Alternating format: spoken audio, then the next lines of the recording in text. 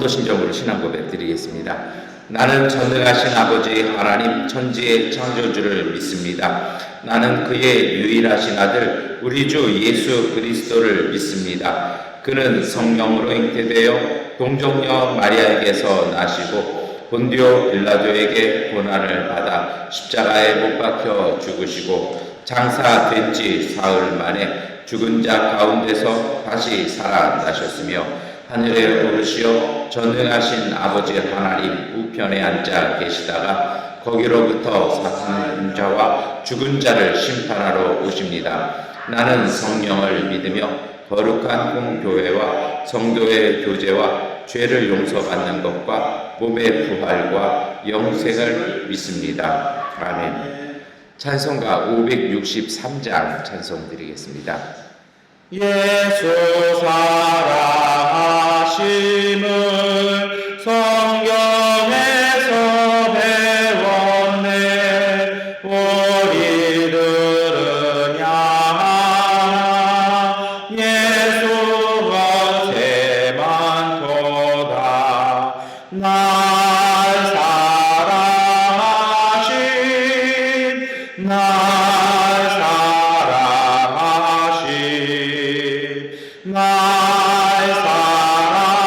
사랑하신 성경의 쓰였네. 나를 사랑하시고 나의 죄를 가시소. 하늘 문을 여시고 들어가게 하시네. 날 사랑하신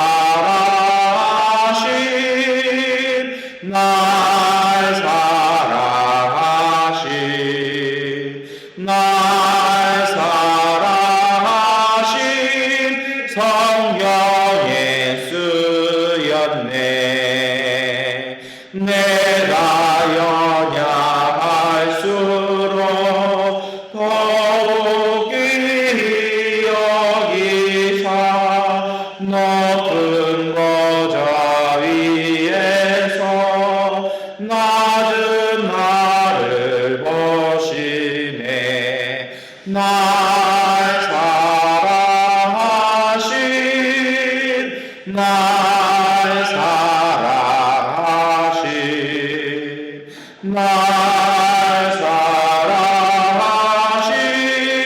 성경에 쓰였네. 세상 사는 동안에 나와 함께 하시고 세상 떠나가는 날 천국 가게 하소서. 날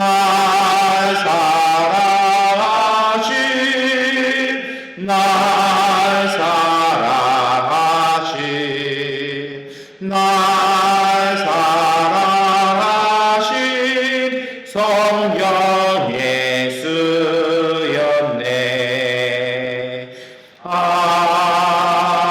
아멘. 요한복음 18장 19절부터 40절까지의 말씀 함께 읽겠습니다. 대제사장은 예수께 그의 제자들과 그의 가르침에 관하여 물었다. 예수께서 대답하셨다. 나는 드러내놓고 세상에 말하였소. 나는 언제나 모든 유대 사람이 모이는 회당과 성전에서 가르쳤으며 아무것도 숨어서 말한 것이 없어. 그런데 어찌하여 나에게 묻소? 내가 무슨 말을 하였는지를 들은 사람들에게 물어보시오. 내가 말한 것을 그들이 알고 있어. 예수께서 이렇게 말씀하시니 경비병 한 사람이 곁에 서 있다가 대제사장에게 그게 무슨 대답이냐 하면서 손바닥으로 예수를 때렸다. 예수께서 그 사람에게 말씀하셨다. 내가 한 말에 잘못이 있으면 잘못되었다는 증거를 대시오. 그러나 내가 한 말이 옳다면 어찌하여 나를 때리시오. 안나스는 예수를 묶은 그대로 대제사장 가야바에게로 보냈다. 시몬 베드로는 서서 불을 쬐고 있었다.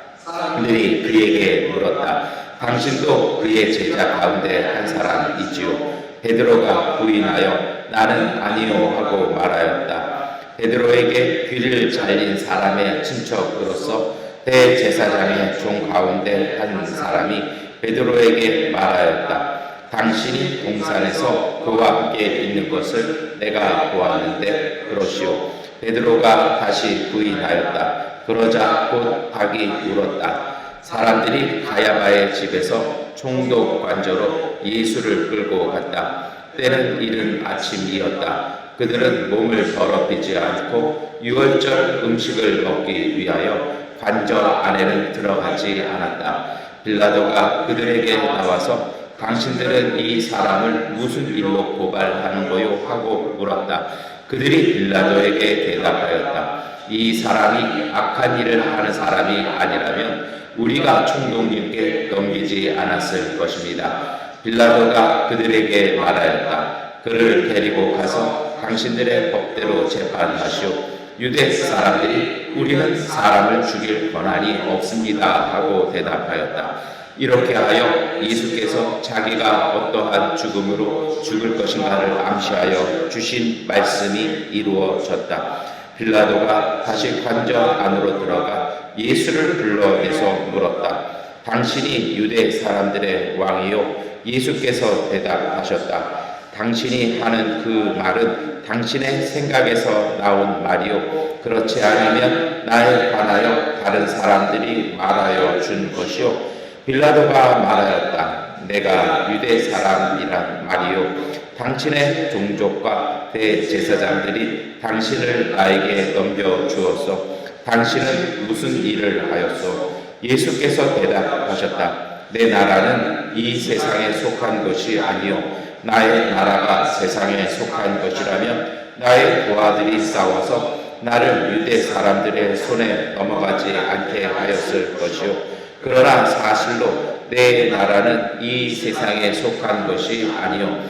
빌라도가 예수께 물었다. 그러면 당신은 왕이요? 예수께서 대답하셨다. 당신이 말한 대로 나는 왕이요. 나는 진리를 증언하기 위하여 태어났으며 진리를 증언하기 위하여 세상에 왔소. 진리에 속한 사람은 누구나 내가 하는 말을 듣소.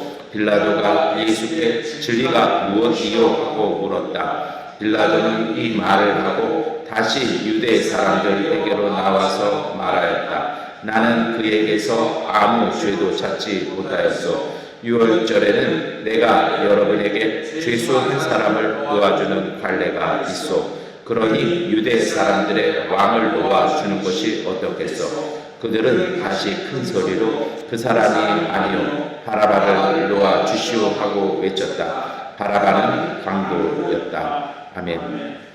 오늘 우리가 요한복음 18장의 말씀 읽었습니다. 고난주간 또 그리고 부활주일 맞이하면서 오늘 우리가 읽어나간 이 말씀에 보면 예수님의 순환당하시는 모습이 나와 있습니다. 계속해서 거듭해서 말씀을 드립니다만 요한복음 사도 요한은 참 탁월한 사람입니다. 모든 복음서에 걸쳐져 있었던 모든 이야기들을 정말 골고루 어떻게 보면 입체적으로도 할 수 있고요. 그 당시 초대교회가 고민하면서 그리고 나름대로 하나님 앞에서 응답받았던 내용들, 예수님께서 가르쳐 주셨던 그 가르침들을 적절하게 녹이면서 하나님의 말씀을 우리에게 전달해주고 있는 것 같습니다. 라고 옛날에 학교에서 교수님이 그렇게 강의를 한 것이 기억나는데 오늘 새벽에 다시 그 이야기가 이렇게 문득 떠오릅니다. 오늘 요 사도 요한이 오늘 우리에게 전해주는 예수님의 재판받으시는 이야기 그리고 고난당하시는 이야기들을 이렇게 묵상하다 보면요. 그 초점이 어디에 가 있냐면 그분에게서 어떠한 일을 당하셨는가 보다는 그들이 예수님에게 어떤 일을 하였는가라는 초점이 더 강합니다. 얼마 전에 제가 주일에 그런 말씀 드렸잖아요. 성서를 특히 신약 성서를 읽을 때 가장 중요한 포인트는 누가 누구에게 보내는 것인가, 누가 누구에게 이야기하는 것인가를 우리가 파악하고서 성서를 읽어 나가는 것이 어떻게 보면 성서를 바르게 읽어나가는 방법 중에 하나라고 말씀드렸습니다. 오늘 사도 요한은요, 그 앞에 있는 그 누구에게 얘기하는 것입니까? 정말 초대교회에 몰려든 수많은 그 성도들, 그리고 다양한 사람들에게 예수님의 이야기를 통해서 과거의 일을 이야기하는 것이 아니라 오늘 우리의 현재의 이야기를 합니다. 신앙인이란 성도의 삶이란 그리스도와 함께 살아가는 삶입니다. 그래서 우리가 성도라고 부르고 신앙인이라고 이야기하는 것이죠. 그런데 오늘 우리의 삶의 모습에는 정말 많은 모습들이 있습니다. 그리고 오늘 우리 중에도요, 정말 다양한 삶의 모습들이 이렇게 있는 것 같아요. 사도 요한은요, 과거의 일을 소개하는 동시에, 증언하는 동시에 오늘 이 성서의 말씀을 읽어나가는, 그리고 예수 그리스도와 함께 살아가는 교회 공동체의 모습을 그대로 이야기하면서 과연 우리가 무엇을 어떻게 살 것인가에 대한 삶을 이야기하고 있는 것 같습니다. 여러분, 부활주일 그리고 부활절이라는 것은 예수님께서 부활하셨다라고 얘기하는 2000년 전의 사건을 이야기하는 것이 아니라 그 부활하신 예수님께서 오늘 우리와 함께 하심으로 오늘 우리도 예수 그리스도와 더불어 함께 부활의 영광에 동참하는 삶을 살고 있다라는 그 고백, 그 기쁨, 그 소망, 그 희망이 오늘 우리에게는 그것이 신앙이 되고 오늘 우리의 믿음이 되는 것입니다. 이것이 없다라면 그것은 믿음의 사람이라고 이야기할 수는 없을 것입니다. 그냥 교회 다니는 사람과 참된 믿음을 가지는 사람, 이것은 정말 다르죠. 어떻게 해야 할까요? 여러분, 그것을 잘 보여주는 것이 오늘 우리가 함께 읽었던, 오늘 좀 길게 읽지 않았습니까? 요한복음 18장의 말씀입니다. 예수를 재판하고 예수님을 사형을 판결 내리는 그 사건을 사도 요한은 길게 적어가면서 그 모든 사람 한 사람을 거의 소개하기 시작합니다. 첫 번째로 나오는 사람들이 있죠. 그 사람들은 바로 대제사장이었습니다. 그런데 그 참 희한한 걸 물어봐요. 19절 말씀 한번 우리 다시 한번 읽어보겠습니까? 대제사장은 예수께 그의 제자들과 그의 가르침에 관하여 물었다. 예수님을 재판하는데요. 그러면 예수님에 대해서 물어야 되지 않아요? 그런데 누구를 물어봅니까? 예수님을 물어보는 것이 아니라 제자들을 물어봅니다. 쉽게 말하면 그거죠. 우리 한국 현대사에 유명한 그 단어가 있죠. 두 글자요. 불어. 너 따르는, 너 동조자들 이름 불라는 그 측근에 대한 위협입니다. 그리고 나서야 무엇이 나옵니까? 가르침이 나옵니다. 쉽게 말하면 이 불온 사상에 물든 너의 사람들을 불라는 것입니다. 예수님에 대한 압박보다도 예수와 함께한 이들에 대한 협박이 더 가까울 것입니다. 이 대제사장들, 이 사람들 그런 사람입니다. 제사장으로서 하나님의 말씀을 이야기하기보다는 누군가를 협박하고 율법과 율법이 부여한 권위를 권력 삼아서 누군가를 협박하고 누군가를 불온하게 몰아붙이는 것, 그들이 삶의 모습이었습니다. 예수님께서 그래서 얘기하시죠. 평소에 내가 다 들어놓고 얘기했는데 아무 거리낌 없이 어떤 자리에서도 얘기했는데 모든 이들에게 물어보면 다 아는데 뭐 여기서 또 묻냐라는 것입니다. 가끔 우리의 삶도 그럴 때가 있어요. 다 알고 있는데 그것을 어떤 자리에 어떤 장소에서 어떻게 가공하느냐에 따라 이야기가 달라집니다. 저는요, 신앙인으로서 목회자로서 요즘 우리 사는 세상에 언론을 보면 참 기가 막힙니다. 이건 언론이 아니에요. 찌라시는요, 돈만 벌면 끝이죠. 이건 찌라시도 아니에요. 자기가 쓴 걸로 누군가를 죽이고 하는, 전 이거 밀고자 같아요. 예수님 시대 때 대제사장들이나 지금 한국 시대의 언론이나 똑같은 짓 하는 것 같아요. 왜 그런 줄 아십니까? 이들에게 있어서의 목적이 있습니다. 그것은 내가 가진 권력을 지키기 위해서입니다. 내가 가진 기득권 가지고 있기 위해서입니다. 중요한 건요, 내가 그 자리에서 무엇을 해야 할지를 모릅니다. 그건 안중에도 없어요. 그냥 내 삶만, 내 자식만 잘 키우면 되는 거죠. 그런데 사도 요한은요, 그것을 증언하는 것입니다. 그 자리에 앉아서 그 자리의 본분을 지키지 못하고 자신의 기득권을 지키기 위해서 누군가를 협박하고 누군가를 불온 세력으로 몰아넣는 세력들, 그리고 그러한 신앙들, 그것은 예수를 재판하는 신앙이라는 것입니다. 그러한 이야기들이, 그러한 것들이, 허상들이 보이죠. 예수님께서 답변하십니다. 뭐 말꼬리 이렇게 자르고 이렇게 잘라서 또 뒤틀려고, 어차피 모든 사람이 다 알고 있지 않냐, 나는 숨김이 없었다 라고 얘기하자 22절 보니까 그 옆에 있던 경비병 한 사람이 대사장에게 무슨 그따위로 말대답하냐면서 손바닥으로 예수님을 때렸습니다. 요즘 우리 사는 세상도 그래요. 다른 것, 다른 이야기, 그 상황에 맞춰서 왜곡되어진 이야기가 아니라 진실된 이야기를 하면 곧 이어 따라 나온 것은 폭력입니다. 그러자 예수님께서, 참 예수님도 성격 대단하세요. 한 대 얻어 맞으시니 두 눈 똑바로 뜨시고 그에게 말씀하십니다. 그것이 23절 말씀이죠. 함께 읽겠습니다. 예수께서 그 사람에게 말씀하셨다. 내가 한 말이 잘못이 있으면 잘못되었다는 증거를 대시오. 그러나 내가 한 말이 옳다면 어찌하여 나를 때리시오. 예수님은 폭력 앞에서 진실을 가지고 이야기하십니다. 그리고 이 재판은 더 이상 진행되지 않았던 것 같습니다. 폭력을 이기는 힘은 진실입니다. 24절부터 이 제사장들이 어떻게 할 수 없으니까 대제사장이었던 가야바에게로 보냅니다. 그리고서 나오는 이야기, 이제 25절부터는 시몬 베드로의 이야기가 나옵니다. 예수를 따르겠다라는, 예수를 버리지 않겠다는 이 베드로는요, 가야바의 집에는 들어가지도 못하면서 예수를 부인하고 배반하기 시작합니다. 마음은 굴뚝 같은데 워낙 약해서, 입지가 약했습니다.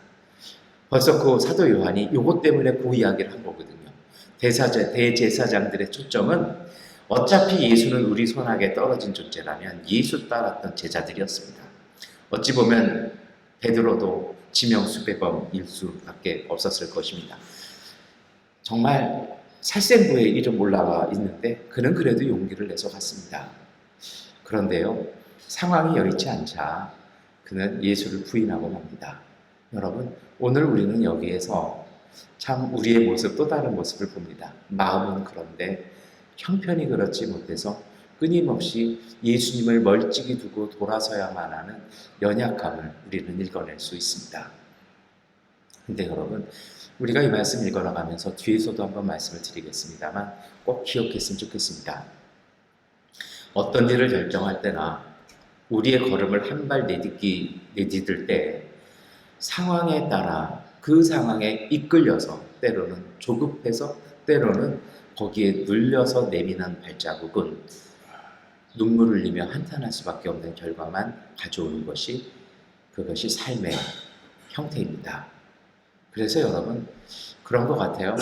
정말 우리의 신앙이 상황에 미쳐서, 그때그때 형편에 미쳐서 거기에 따라 결정 내리고 조급하고 그 주도권을 빼앗기는 것, 그것이 베드로와 같은 모습일 수밖에 없을 것입니다.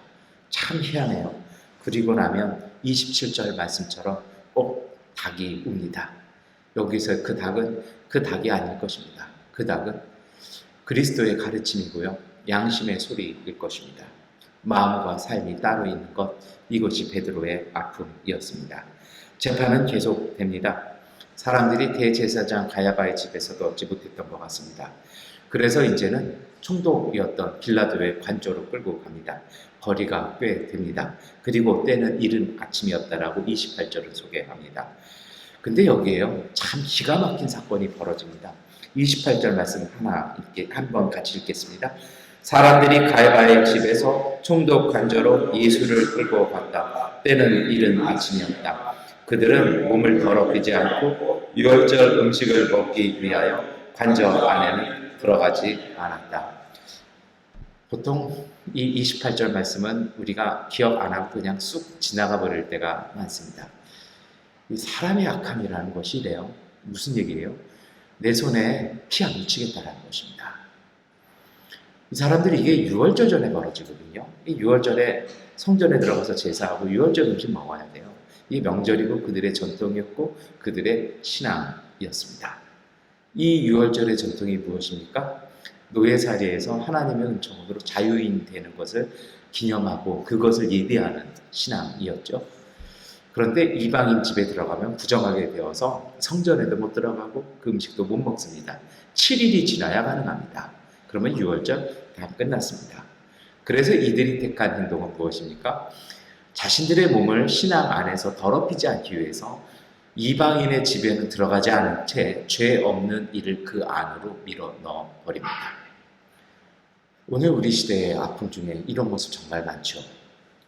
침묵으로, 때로는 무관심으로, 때로는 알면서 회피하고 외면하는 모습으로 잘못된 인들을 방관하는, 그리고 거기에 합리적인 이유들을 붙일 때가 너무나 많습니다. 이것이 믿음일까요? 이것이 신앙일까요? 사도 요한은 은밀하게 오늘 우리에게 이야기하고 있는 것입니다. 29절부터는 예수님과 빌라도의 재판이 나옵니다. 가만히 읽어보면 그래요. 빌라도는 자기가 누구를 재판하는지 몰라요. 도대체 이 갈릴리 청년이 그냥 자기 눈에도 꽤 제재하고 밤새 두들겨 맞고 끌려온 예수가 얼마나 하찮았을까요? 그런데요, 자기가 들어왔던 그 모습과 자신 눈앞에 있는 이 괴리감 속에서 빌라도는 이 사람을 죽일 이유를 찾지 못합니다. 그러나 그럼에도 불구하고 자신의 자리, 그 유대인 대제사장들의 그 권력에 협조하기 위해서 그는 그 죄목이 무엇인지, 기소 내용이 무엇인지, 정말 로마법에 무엇이 잘못되었는지 들으려고 하지 않습니다. 그리고 그의 아무 생각 없는 판결, 자신의 이익만을 위한 판결로 예수에게 사형을 언도하고 맙니다. 오늘 우리 시대도 그런 것 같아요.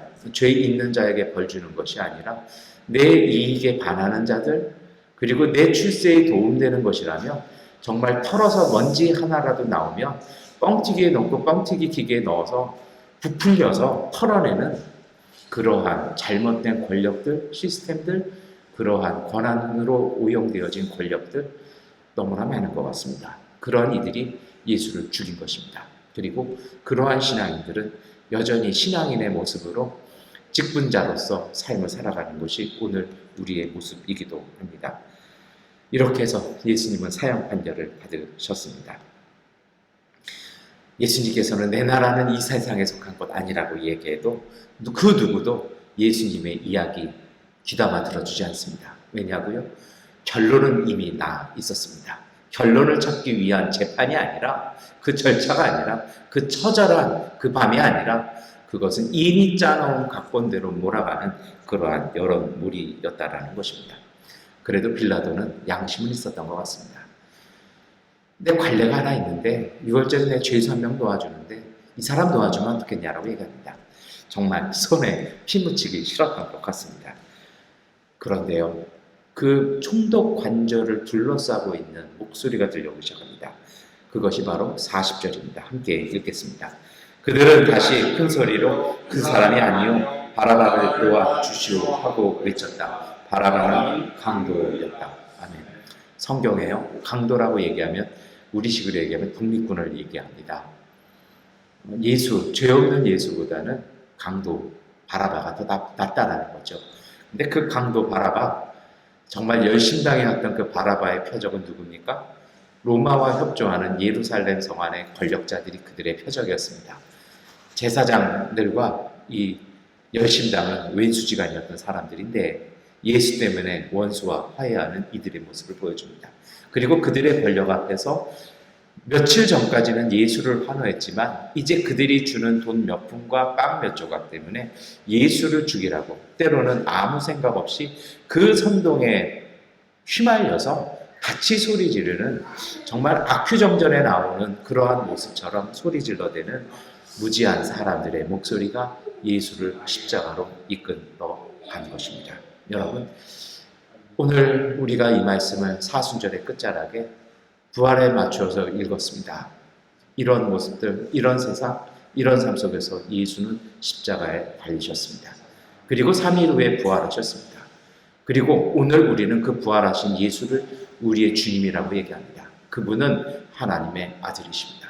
하나님의 아들의 삶은 그러한 왜곡되어지고 뒤틀려지고 정말 이상하게 얽히고 설켜 있는, 그리고 무엇인가 베베 꼬여 있는 사람들 가운데서도 자신의 진실, 자신의 사명, 세상 사람들을 구원하기 위한 하나님의 사랑을 입증하기 위해서 묵묵히 걸어가셨습니다. 우리가 그 예수를 믿는다라는 것은 그 예수께서 걸어가신 그 길을 우리도 걸을 때 우리 또한 이 세상에서, 이 삶 가운데서 부활한다라는 그 믿음, 그 소망을 품은 것이 참된 고난신앙과 참된 부활의 신앙일 것입니다. 여러분, 이 아침 우리가 기도하면서 오늘 우리가 읽었던 말씀에 등장하는 사람들, 삶의 태도들, 그리고 예수님의 삶의 자세, 그 신앙 우리가 다시 깊이 묵상했으면 좋겠습니다. 오늘 우리도 다시 또한 삶의 길을 걸어가야 합니다. 앞에도 한번 말씀을 드렸습니다만 여러분, 절대로 상황이나 환경에 의해서 삶의 주도권을 빼앗기지 마십시오. 하나님께서 오늘 우리에게 주신 그 뜻, 하나님께서 우리에게 주신 주님의 말씀, 오늘 우리가 살아가야 될 우리의 양심, 우리가 살아가야 될 하나님께서 우리에게 부여하신 우리의 삶의 가치관, 그 기도의 응답을 따라 삶을 걸어가십시오. 그 길이 바로 예수의 길이고 그 길이 바로 그리스도의 길이며 그리스도를 따르는 오늘 우리가 살아야 될, 걸어야 할 길입니다. 때로는 그 길이 어두워질 때도 있고요. 때로는 폭력이 있을 수도 있고요. 때로는 소리에 묻힐 수도 있고, 때로는 사람들에게 모욕당할 수도 있고, 때로는 그 길이 무덤으로 막힐 때도 있습니다. 그러나 우리가 주 예수 그리스도를 하나님의 아들, 오늘 우리의 구세주로 믿고 고백하는 것은 우리가 그 삶, 그 신앙, 그 믿음 따라 그 길 걸을 때 하나님께서 오늘 우리를 예수 그리스도와 함께 부활시키신다라는 그 믿음을 지키는 것입니다. 여러분, 예수님께서는요, 이러한 삶의 군상 속에서 사람들의 그 어둠을 보시는 것이 아니라 그 속에서 역사하시는 하나님의 섭리, 하나님의 뜻, 하나님의 일하심을 예수님께서는 보고 그 길 따라 가신 것입니다. 오늘 우리도 마찬가지입니다. 세상 사람들이 세상이 살아가는 것이 아니라 그 속에서 은밀하게 숨어서 오늘 우리를 위해서 역사하시고 일하시는 하나님의 일하심을 보고 그 속에서 희망을 품고 그 희망이 믿음 되어서 오늘 우리가 삶으로 고백하고 살 때 하나님의 은총, 예수 그리스도의 부활의 역사가 오늘 우리 삶 가운데 나타날 것입니다. 그 믿음으로 승리하시기를 축원합니다. 기도하겠습니다. 전능하신 아버지 하나님, 오늘 우리와 함께하여 주시니 감사합니다. 성령께서 우리와 동행하여 주셔서 세상 사람들의 이리저리한 마음과 욕심과 왜곡과 잘못된 환경과 부족한 현실 속에 그 길이 굽어지지 아니하게 하시고 하나님의 이끄시는 믿음의 길 가운데 부활의 영광과 그 신앙과 은총 따라 기도하며 그 믿음대로 응답대로 걸어갈 수 있는 믿음의 가족들 되게 하여 주시옵소서. 예수 그리스도의 이름으로 기도드립니다. 아멘. 하나님께 기도하는 시간 갖겠습니다.